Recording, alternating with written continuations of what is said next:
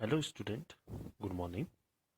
As we have started the next chapter, we have discussed how the people just went against the British rule and which of the demands, and how the Nawabs and other persons, kings, they lost their powers that we had discussed in the previous video. Okay, now they have shown the peasants and the sepoys, meaning the condition of the farmers and the sepoys during the colonial rule and what happened with them. This thing has been given. Okay, in the countryside, maybe in our countryside, maybe to say in other parts of the country, in different parts, peasant and zamindars resented the high taxes and the rigid method of revenue collection. Whatever the hard method of the revenue collection were there, whatever the high taxes, high revenue demands from the British officials, this was just resented by the farmers and the zamindars. Many failed to pay back their loans to the moneylenders and gradually lost the lands that they had titled for the generation. And what happened after this one, whatever this method was adopted, the revenue collection, the tax collection, so it that many of the farmers, many of the zamindars, they were unable to pay back to the loans, whatever the loan they have taken from the moneylenders to pay their taxes. So what happened? They lost their rights over their land which they were and in which land they were working for many years, means settled the generations. Whatever the land was being cultivated by them, they lost their right over the particular land. Then the Indian sepoys in the employ of the company also had reasons for discontent. So however, the Indian sepoys who were employed, who were just recruited in the company army, so they had also the reason for discontent. Why? They were unhappy about their pay, allowances, and conditions of the services. I mean to say, they were not happy with the company, with the East India Company. Whatever the pay, the allowances, and the other conditions of the services were there, these Indian sepoys were not happy. Some of the new rules, moreover, violated their religious sensibilities and beliefs. And some of the laws which were made by the company at that time. So what happened? These laws, whatever company introduced, they violated the religious sensibility and beliefs of the Indian sepoys. Did you know that in those days, many people in the country believed that if they cross the sea, they would lose their religion and caste. At the time, it was believed by these people during the period of in the period of 18th century, the people believed even if they are crossing any sea, mean to say going to another country, so they will lose their religion. Okay, so what happened? That so when in 1824 the sepoys were told to go to the Burma by the sea route to fight the company, to fight for the company, they refused to follow the order, though they agreed to go by the land route. So what happened when the company was fighting the war with the Burma? Now it is known as Myanmar. So what happened? So the company, they whoever the Indian sepoys who were recruited in the British East India Company, they refused to go to follow the order to go with the sea routes. They agreed, but to go by the land route. They were severely punished, and since the issue did not die down, in 1856 the company passed a new law which stated that every new person who took up employment in the company's army had to agree to serve overseas if required. So what happened when they refused to go like to the Myanmar or to Burma? So these all the sepoys, Indian sepoys, were severely, very badly they were punished, and since the issue didn't down, then in 1856 the company passed a new law for the recruiting the Indians in the company's army. Mean to say, the agreement was there.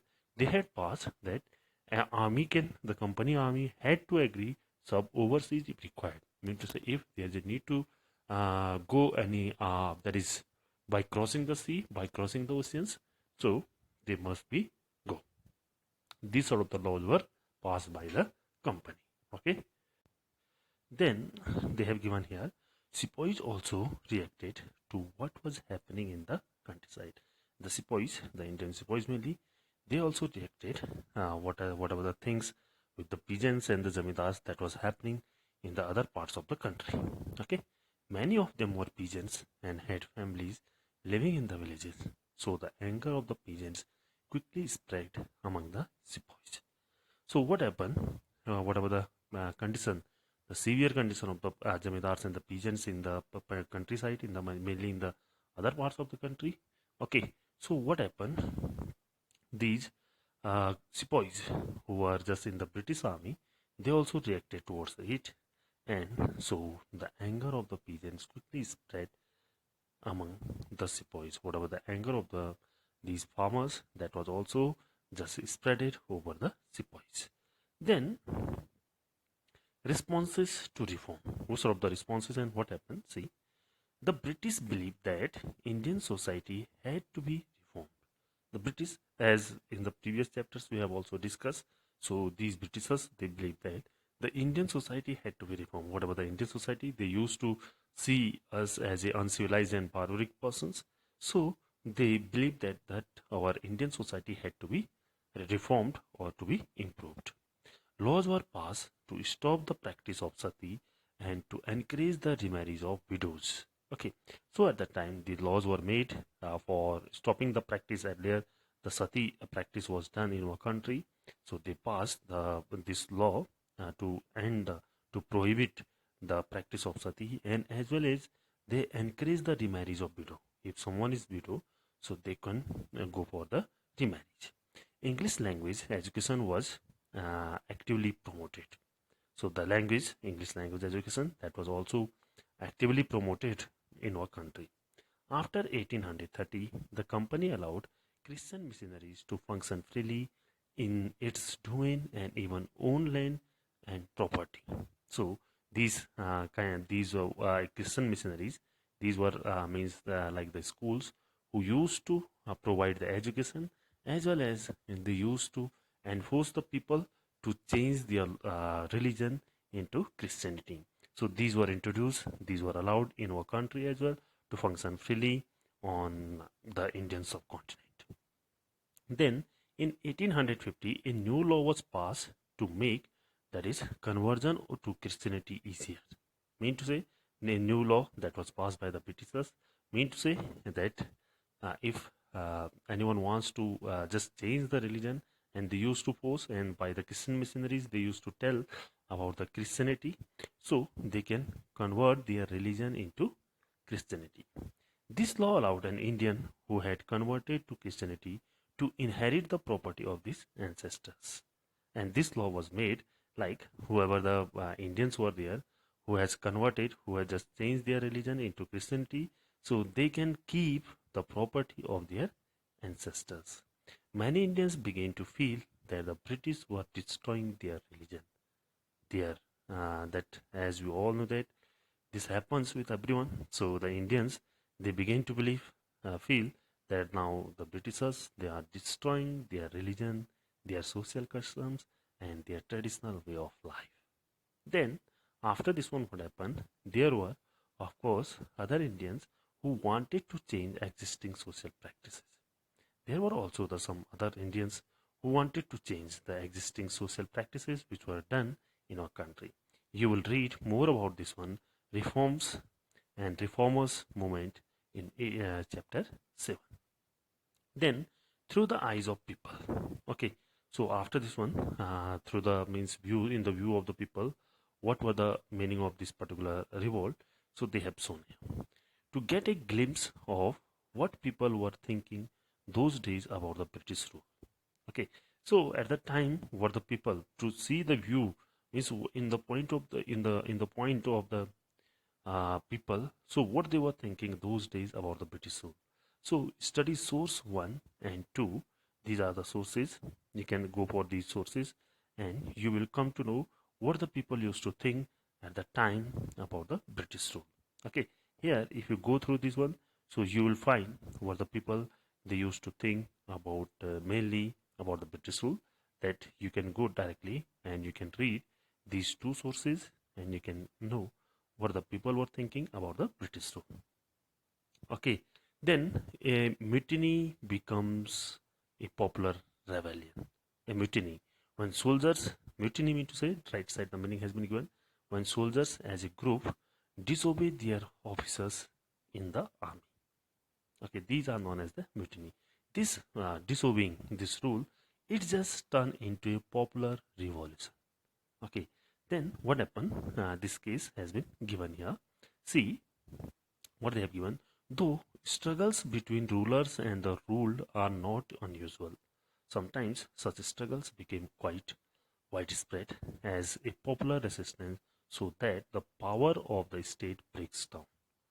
So as we all know that whatever the struggles, whatever the conflict or struggle we could say, when it occurs between the rulers and that is rulers and ruled, who were ruling by these rulers, are not unusual. Sometimes what used to happen, these struggles became quite widespread. These struggles are being supported by everyone, and it gets a popular support, and the power of the state breaks down. What used to happen? This struggle is joined by everyone who are just living particular constituency, particular province, and it just breaks down the rule of the state. A very large number of people begin to believe that they have a common enemy and rise up against the enemy at the same time. So many people at the same time in our country, they just raise their voice together. They come together, they rise up against the enemy. Enemy meant to say here the Britishers at the same time. For such a situation to develop, people have to organize, communicate, take initiatives, and display the confidence to turn the such situation around. Whatever the situation were being faced by the people, Indian people mainly at the time. So what happened? They just communicate. They just develop themselves to organize. They organize together. They communicate. They took initiatives and they display their confidence to turn the situation around. Whatever the situation they were facing, whatever the problems they were facing by the British rule, so they raised their voice against of it.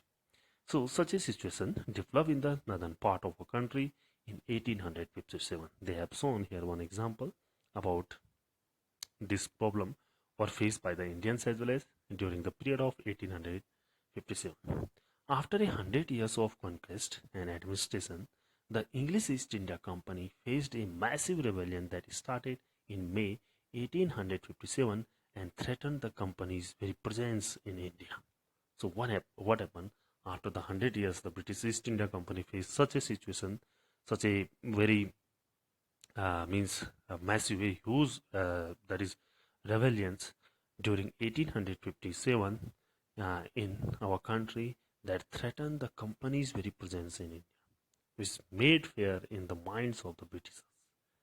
Sepoys mutinied in several places where that is beginning from Meerut, and a large number of people from different sections of society rose up in rebellion, and some regard it as the biggest armed resistance to colonialism in the 19th century anywhere in the world. So what happened? This was just initiated by the sepoys, the Indian sepoys who were working in the British army.